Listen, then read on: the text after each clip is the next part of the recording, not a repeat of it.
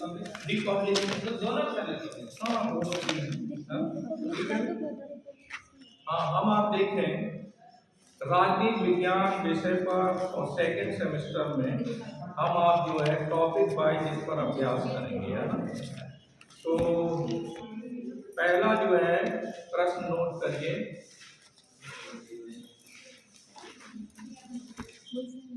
बिलोबी बिलोबी की डेफिनेशन संप्रभुता राज्य की सर्वोच्च इच्छा है। संप्रभुता राज्य की सर्वोच्च इच्छा है।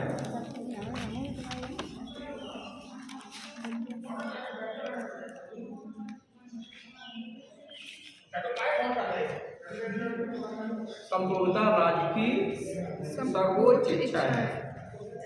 Sovereignty is the supreme will of the state. ये किसका कथन है? बिलोबी का कथन है।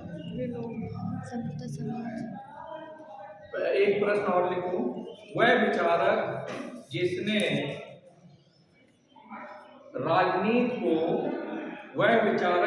राजनीति को दर्शन के अनुसार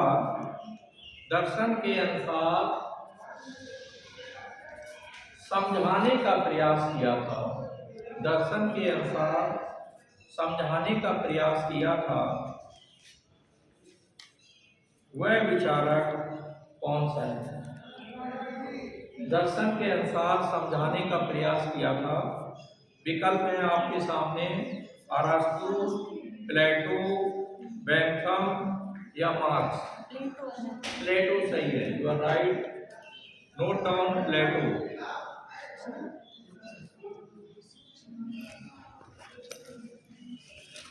राजनीति विज्ञान शब्द के नामकरण का श्रेय राजनीति विज्ञान शब्द के नामकरण का श्रेय किसे दिया जाता है? राजनीति विज्ञान के नामकरण का श्रेय किसे दिया जाता है? किसे दिया जाता है? आंसर है सीले को। सीले को दिया जाता है।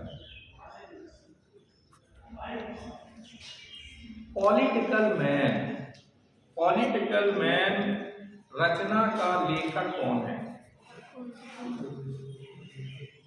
पॉलिटिकल मैन रचना का लेखक कौन है? डैनियल वेल या गॉलब्रेथ या रेमंड आरा या इनमें से कोई नहीं? तो इनमें से कोई नहीं। इनमें से कोई नहीं। पॉलिटिक्स किसकी रचना है? पॉलिटिक्स अरस्तु की है। अच्छा, रिपब्लिक किसकी रचना है? और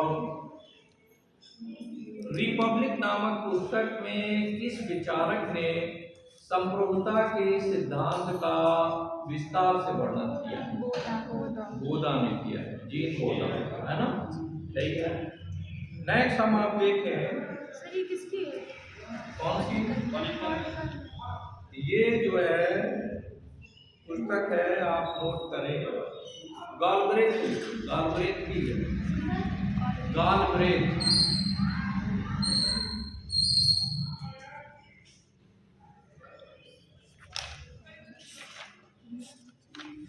पाश्चात्य राजनीतिक दर्शन का प्रथम राजनीतिक दार्शनिक कौन है? पाश्चात्य राजनीतिक दर्शन का प्रथम राजनीतिक दार्शनिक कौन सा है?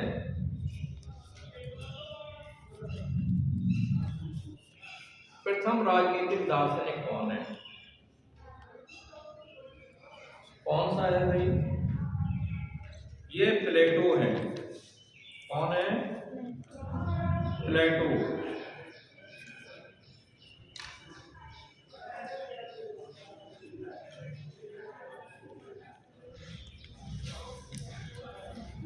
अच्छा, यहाँ आपको हम सिद्धांत नोट करा देते हैं।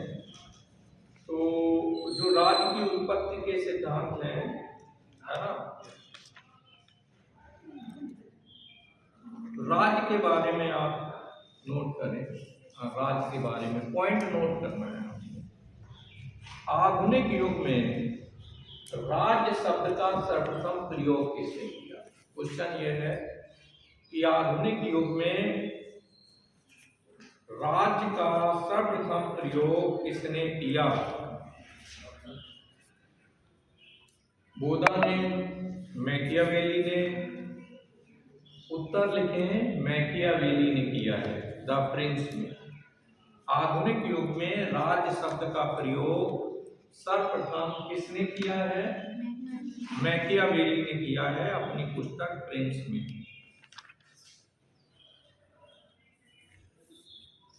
यूनानी विचारक राज्य के लिए किस शब्द का प्रयोग करते थे?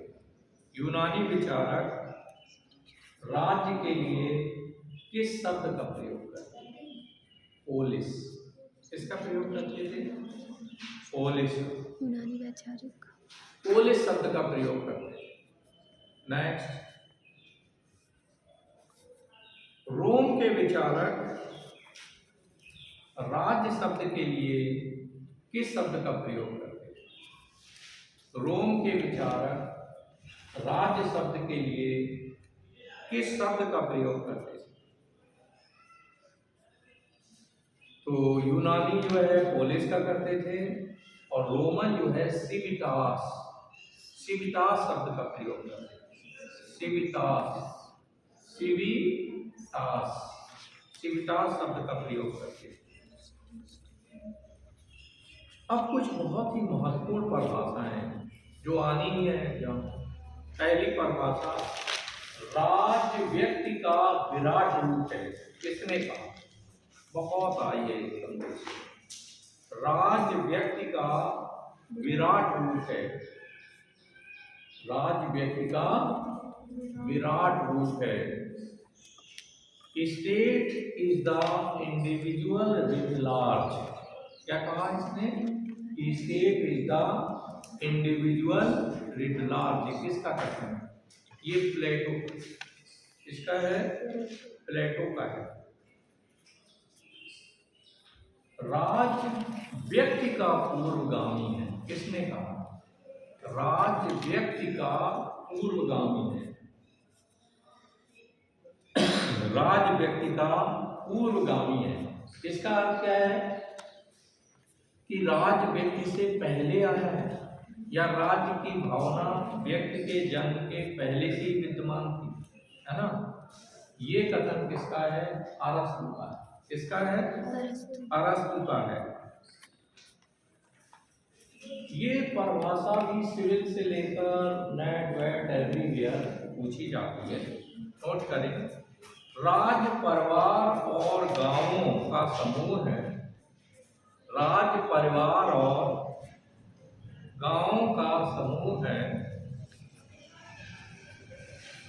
जो पूर्ण और आत्मनिर्भर, जो पूर्ण और आत्मनिर्भर जीवन की प्राप्ति के लिए गठित हुआ है। राज्य परिवार और गांवों का समूह है जो पूर्ण और आत्मनिर्भर जीवन की प्राप्ति के लिए गठित हुआ है। बिल्कुल, शाबाश। ये अरस्तु का है। आंसर लिख लें, अरस्तु। ठीक है, तो ये अरस्तु की डेफिनेशन है। नेक्स्ट आप देखें, कल मैंने एक कोटेशन आपको नोट कराया था कि राज्य जीवन के लिए अस्तित्व में आया है और सद जीवन के लिए इसका अस्तित्व बना हुआ है। किसने कहा? इसी अरस्तु ने कहा। जिसने कहा है, कल नोट किया था कि राज्य जीवन के लिए अस्तित्व में आया है और सद जीवन के लिए, एक अच्छे जीवन के लिए राज्य का अस्तित्व बराबर बना रहेगा। ठीक है, क्लियर? नेक्स्ट आप देखें एक और डेफिनेशन, वो है राज्य का आधार व्यक्ति है और समाज का आधार भी व्यक्ति है। राज्य का आधार व्यक्ति है और समाज का आधार भी व्यक्ति है, ये किसका कथन है? या ये कहते हैं कि राज और समाज का आधार व्यक्ति है। कौन है? किसने कहा? ये लॉक का कथन है। किसका है? लॉक। दो समझौतों की बात किसने की है भाई? लॉक ने की है। याद रखना एग्जाम में, दो समझौतों की बात लॉक ने की है। राज्य एक संसार है, राज्य एक संसार है जिसे आत्मा ने अपने लिए बनाया है। राज्य एक संसार है जिसे आत्मा ने अपने लिए बनाया है। आत्मा ने किसके लिए बनाया है भाई? अपने लिए बनाया है। ये हीगल का कथन है। कैसे पता लगा ये हीगल का है? आत्मा, परमात्मा, नैतिकता, इस पर जो बल देगा वो आदर्शवादी चिंतक होगा। अब आदर्शवादी चिंतकों में हम ये देखेंगे कि आखिरकार जो है वो कौन सा विचारक हो सकता है। पता लगा ये हीगल ही है। कौन है भाई? हीगल है। अच्छा, हीगल का एक और कथन है कि राज पृथ्वी पर ईश्वर का अवतरण है। ये भी बार बार आता है, याद रहेगा। राज पृथ्वी पर ईश्वर का अवतरण है, ये भी हीगल का कथन है। नेक्स्ट, शक्ति नहीं अपितु इच्छा राज का आधार। Yesterday we have discussed it, कल हम लोगों ने डिस्कस किया है ना। शक्ति नहीं अपितु इच्छा राज्य का आधार। किसका कथन है? ग्रीन का कथन, ग्रीन का कथन है।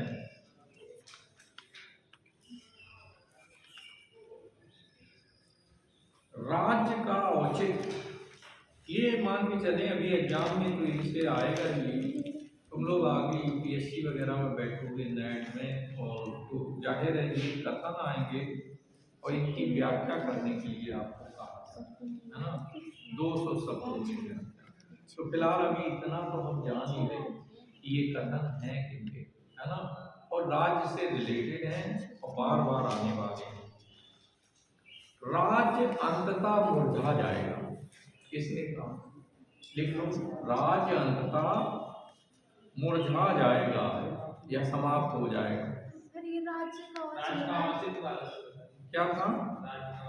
अच्छा, ये पूरा नहीं हुआ। राज्य का औचित्य मानवीय विकास के मार्ग में,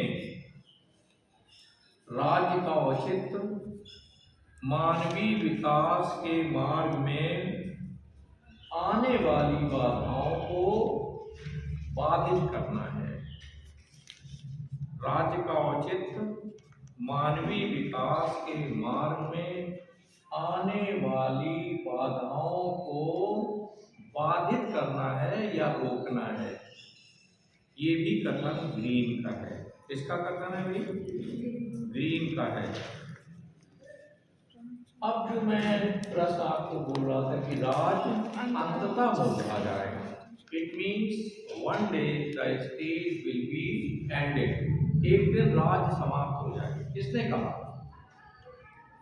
कौन कह सकता है? किस तरह के विचारक इस तरह की घोषणा कर सकते हैं कि राज समाप्त हो जाएगा? हिटलर नहीं, हिटलर तो राज्य की महिमा मंडित करने वाला है। तानाशाह वो तो राज्य को महिमा मंडित करेगा। ये मार्क्सवादी चिंतक है और ये एंजल्स का कथन। किसका है? लिख लो, एंजल्स, एंजल्स का कथन है। ठीक है भाई।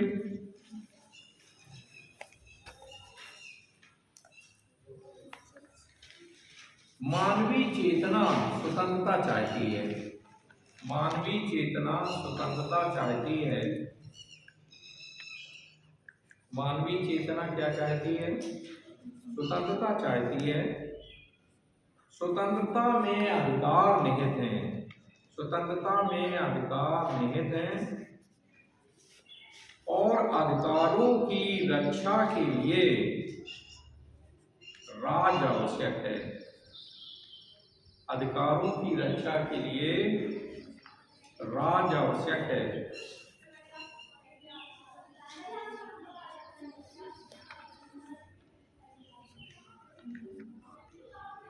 किसका कथन है ये? ग्रीन का कथन। किसका है? ग्रीन का कथन है। ग्रीन कहाँ का चिंतक था? ब्रिटेन का, इंग्लैंड का। नेक्स्ट अगला है, ये कोटेशन जरूर आएगा, आप इसमें MI लिख लो, मोस्ट इम्पॉर्टेंट लिखें आप। राज ना तो भगवान की सृष्टि है, राज ना तो भगवान की सृष्टि है, ना उच्च भौतिक शक्ति का परिणाम है,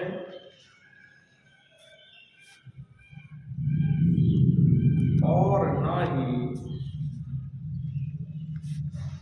परिवार का विस्तार मात्र है, और ना ही परिवार का विस्तार मात्र है।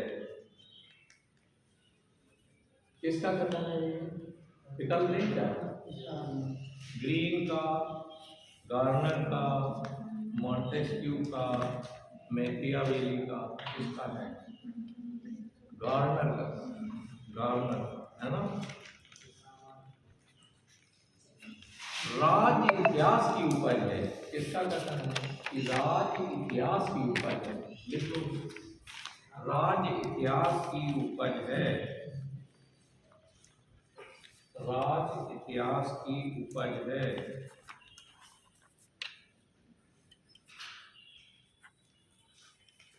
अगर आपको मान चलिए कोई, हम 3-4 चिंतक लिखा रहे हैं, उनमें से कोई एक चिंतक आ रहा है, इनमें से कौन सा चिंतक संप्रभुता के कानूनी सिद्धांत का समर्थन करता है, तो अगर हमें 3-4 नाम पता हो तो उनमें से एक दिया होगा तो हम टिक कर लेंगे, है ना।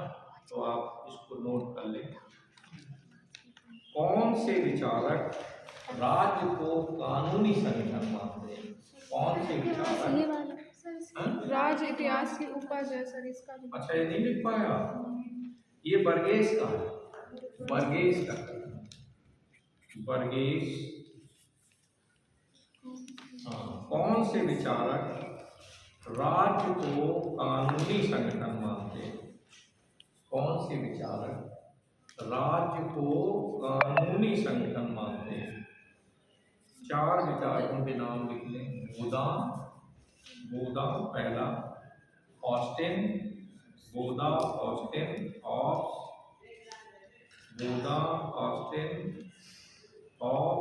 हॉलैंड भी है, और बेंथम, 5 है ना। कौन कौन हो गए भाई?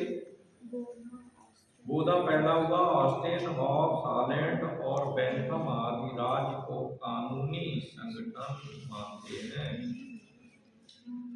कौन सा सिद्धांत राज्य को आवश्यक बुराई मानता है?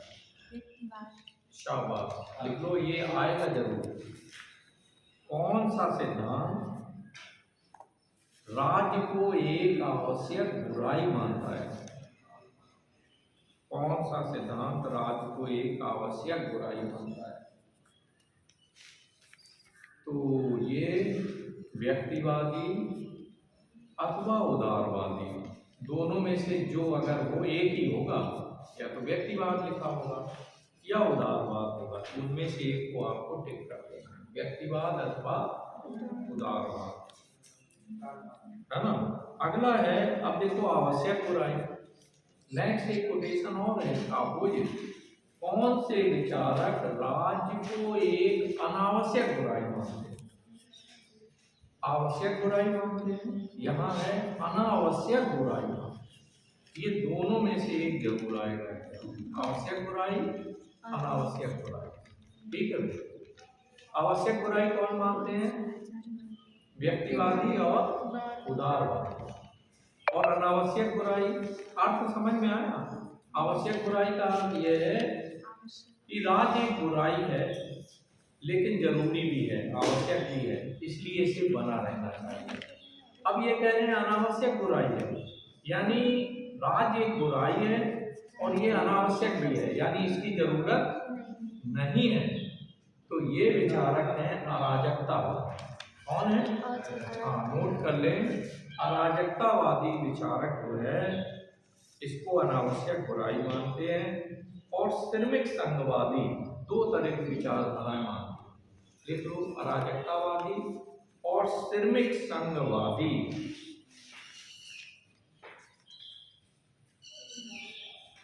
वो कौन सा सिद्धांत है, वह कौन सा सिद्धांत है जो राज्य को अन्य समुदायों की भांति एक समुदाय मानती है? वो कौन से विचारक हैं या विचारधारा है या सिद्धांत है जो राज्य को अन्य समुदायों के समान ही एक समुदाय मानते हैं? कौन से है भाई, कौन सा सिद्धांत है ये? विकासवादी। बात समझना कि ये कहते हैं कि राज्य को ज्यादा महत्व नहीं दिया जाना चाहिए। राज्य जैसे दूसरे समुदाय हैं, परिवार हुआ, स्कूल, महाविद्यालय, विद्यालय, किसी तरह का एक संगठन राज्य भी। ये कौन से विचारक और कौन सा सिद्धांत? सिद्धांत है बहुलवादी, है ना, बहुलवाद। और बहुलवादी विचारक इसका समर्थन करते हैं। याद रखना, बहुलवादी राज्य को ज्यादा महिमामंडित नहीं करना चाहते, उसको नीचे लाना चाहते हैं। नीचे आइए, जैसे अन्य समुदाय हैं वैसे ही आप भी हैं, है ना, ठीक है। अब ये आ जाए कि बहुलवादी विचारक कौन से हैं। फिलॉसफी का तो कल मैंने दिखाया, तो 4 नाम, उसमें 3 नाम और लिख लो। फिलॉसफी का नाम लिख लो, डिग्वी का लिख लो, फिलॉसफी, डिग्वी, क्रेव हुआ, डिग्वी, क्रेव, फिलॉसफी, वार्कर लिख लो, वार्कर, लिंडसे भी लिख लो, लिंडसे। अगर आ जाए निम्न में से कौन बहुलवादी विचारक है, तो अगर तुम्हें नाम पता होगी कि ये सब बहुलवाद में आते हैं, इसी तरह हमें नोट्स को अंतिम रूप देना होता है ना। नेक्स्ट आप देखते हैं, लिंडसे के बाद मैकाइवर, फिलॉसफी के बाद सबसे बड़ा समर्थक मैकाइवर है, जिसने कई किताबें लिखी हैं, बहुत बड़ा विद्वान है ना। सोसाइटी किसने लिखी है किताब? मैकाइवर एंड पेज ने लिखी है। समाजशास्त्र दिए हैं आप? तो समाजशास्त्र में एक पुस्तक आती है सोसाइटी। आगे बढ़े। अच्छा, नेक्स्ट है सर्वाधिकारवादी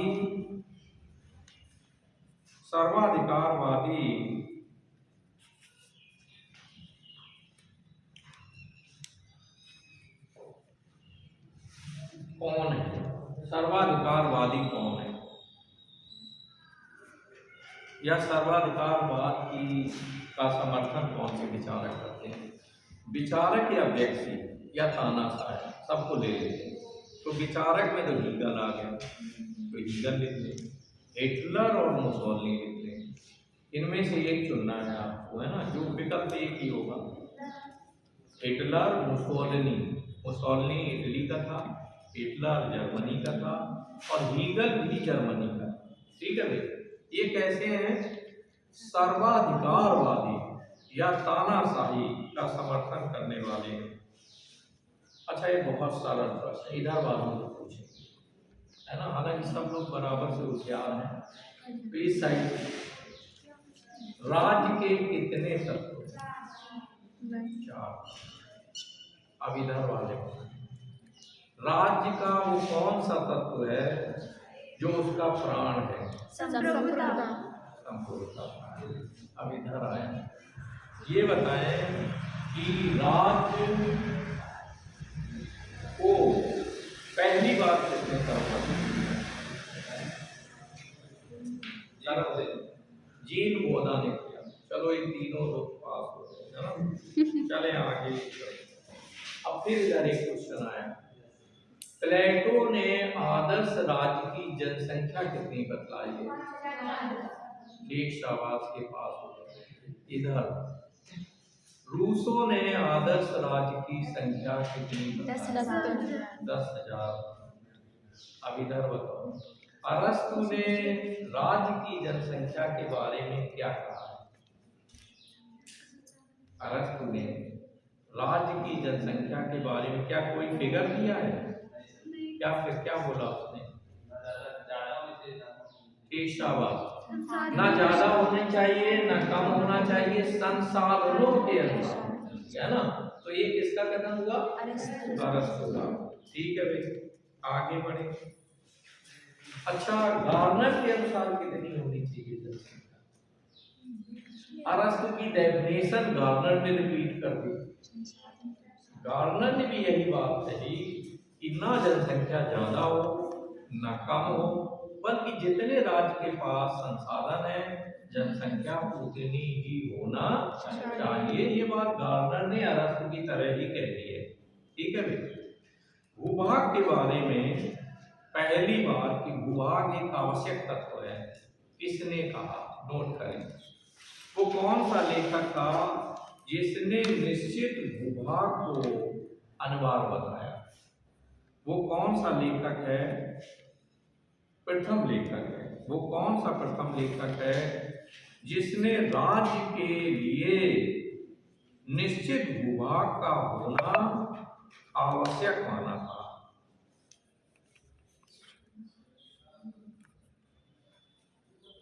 ये क्लेवर था। कौन था? क्लेवर। क्लेवर ने पहली बार 1817 में इसने इसको डिफाइन किया कि राज्य के लिए निश्चित भूभाग का होना बहुत ही जरूरी है। अब ये देखो, इस तरह प्रश्न आ जाएगा कि निश्चित भूभाग को राज्य का आवश्यक तत्व कौन मानते हैं? ये लिखो, निश्चित भूभाग को राज्य का आवश्यक तत्व कौन मानते हैं? कौन मानते हैं? 3 विद्वानों के नाम लिख लो। 3 विद्वान जो है भूभाग को राज्य का आवश्यक तत्व मानते हैं कि जरूर होना चाहिए भूभाग। तो इसमें है बिलोबी पहला, सीले, बिलोबी लिख लो, बिलोबी, सीले और हाल। बिलोबी, सीले और हाल। हाल ये 3 चिंतक हैं, विद्वान हैं, जो राज्य को के लिए भूभाग या भूमि को आवश्यक तत्व मानते हैं। नेक्स्ट आप देखें, किसने कहा कि बिना भूभाग के राज्य संभव नहीं है? किसने कहा कि बिना भूभाग के राज्य संभव नहीं है? किसने कहा कि बिना भूभाग के राज्य संभव नहीं है? ये ब्लंसली है। ब्लंसली कहीं लिख कर आ रहा है, ब्लंसली, ब्लंसली है।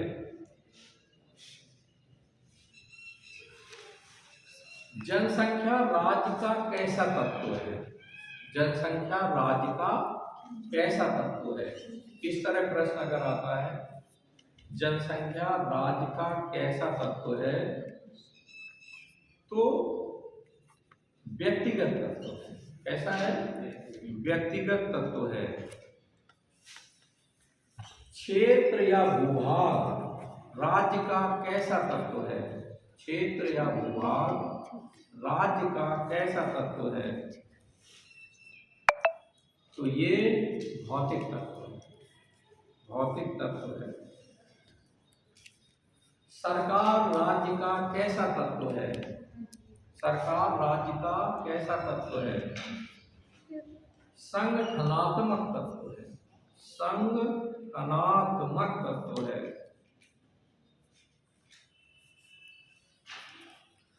और संप्रभुता राज्य का कैसा तत्व है? संप्रभुता राज्य का कैसा तत्व है? आत्मिक तत्व है। ऐसा है? हाँ, संप्रभुता राज्य का कैसा तत्व है? आत्मिक तत्व है। मैं ही राज्य हूं। I am the state. किसने कहा? मैं ही राज हूं। किसने कहा? लुई 14वें ने कहा, यानी फ्रांस का सम्राट था लुई 14वें। उसने कहा मैं ही राज हूं, इधर उधर मत तलाक हो रहा, मुझे